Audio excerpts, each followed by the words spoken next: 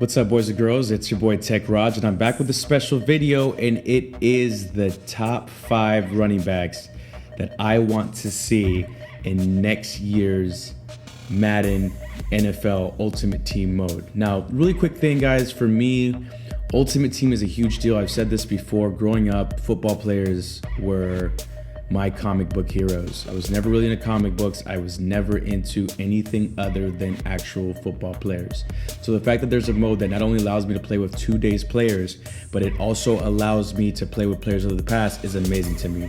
Here's a list of the top 5 running backs that I want to see as legends in the next Madden NFL football game. Now, you guys know I played running back. That's why I started with them first, but I'm really excited about this because I feel like we can do this with some other positions. Without further ado, here's a list. 5. So at number 5, it has to be the San Diego Charger running back, Natron Means. Now, he played with the Jaguars and the Panthers, and he never was as good as he was in 1994 with the San Diego Chargers.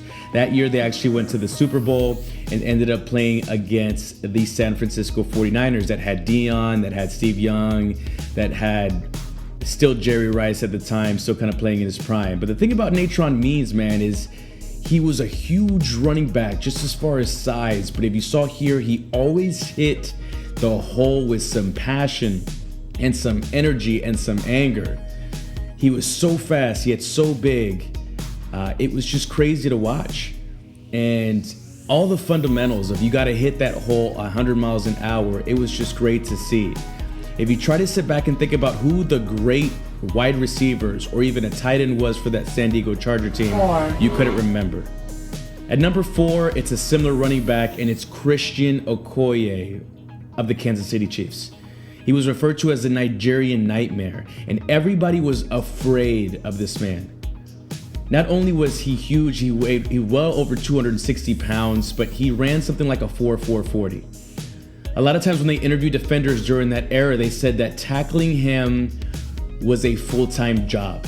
Nobody wanted to, and it's what made the Chiefs one of the most intimidating teams of that time. Now, all that really came to a head when Steve Atwater laid this hit during that season. Nobody had ever put it on him back that way, especially a free safety, and that's what added to the mystical nature of Steve Atwater. But this isn't about Steve Atwater, it's about Christian Okoye, and if I were to make a card of him, he'd have to have like 103 trucking or something crazy like that and speed in the high 90s. 3. At number 3, it's Jerome Bettis. And let me tell you, Jerome Bettis was a beast ever since he was even with the Rams.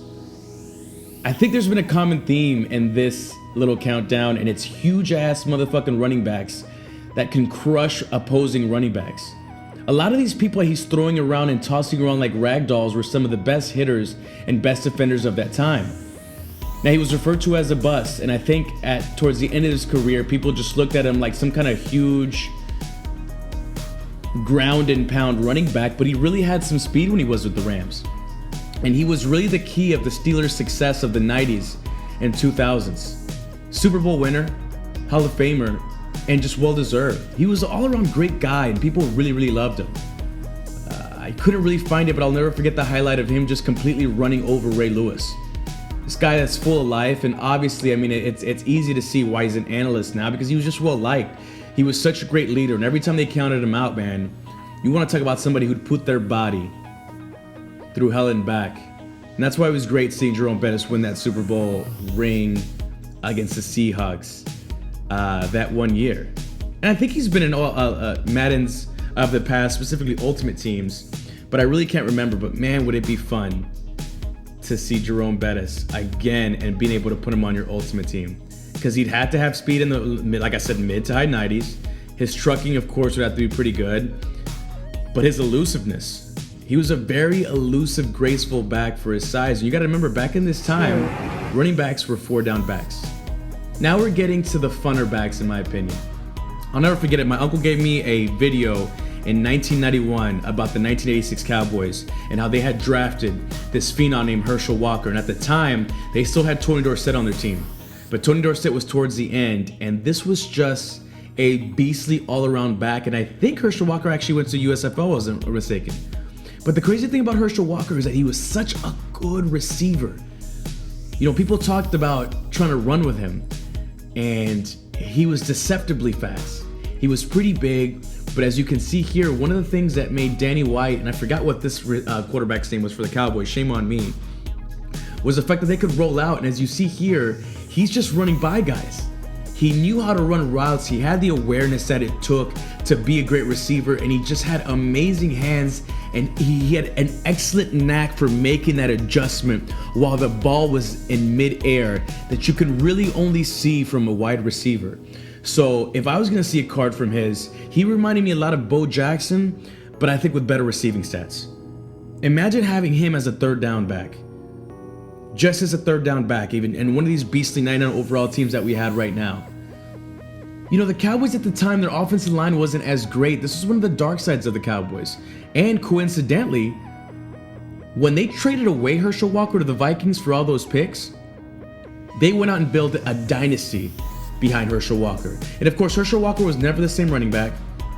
But to show you the star that was Herschel Walker, the only reason why the Cowboys were really relevant, of course they were America's team, but under Tom Landry, they had nobody. So what they did was they traded the farm. The Vikings traded the farm to get him, and that was it. But listen, short of Jim Brown, I don't think there ever was a running back that was more impactful in my life than Gale Sayers. If Gale Sayers had access to today's medicine, he would have easily been able to bounce back from the ACL surgery that he had in 1967, I believe. Now, he came back from that ACL surgery in a year, and at the time, the ACL surgery either ended your career or you were out for 3 years. He came back in 1 year and was never the same explosive running back. He returned kickoffs and punts, and his highlight game was the game that he ran for 6 touchdowns that at the time set the record, or tied the record at the time. And it was easy to see why. Nobody was as elusive as Gale Sayers. And let me tell you, his highlight tapes from his runs were so long that I could just make an entire video on his highlight runs. Back then, it was different, man. Formations were a lot more simplistic. You knew they were going to the running back. And in my opinion, that made it more impressive. Yeah, today, with nutrition, with supplements, with all those things that you see now, you'll see people that are faster, stronger, quicker, smarter. They know more about the game, I feel like. But back then, I think what made it equal is the fact that everybody knew you were going to the running back. Everybody knew that. It was a fight to the trenches, and even still, Gale Sayers made people look silly. Listen, that's my list. Honorable mentions have to be Eric Dickerson, but he was in last year's game. Other honorable mentions would probably have to be Ricky Watters is another one that comes to mind. But anyway, let me know who you would add to the list. Who did I actually drop off? Who did I miss? Let me know who would you be in your top 5, and let me know also if you'd like to see some more of these. Give us a big thumbs up to see more of this kind of content. Subscribe if you're new. Go check out the other videos, and peace.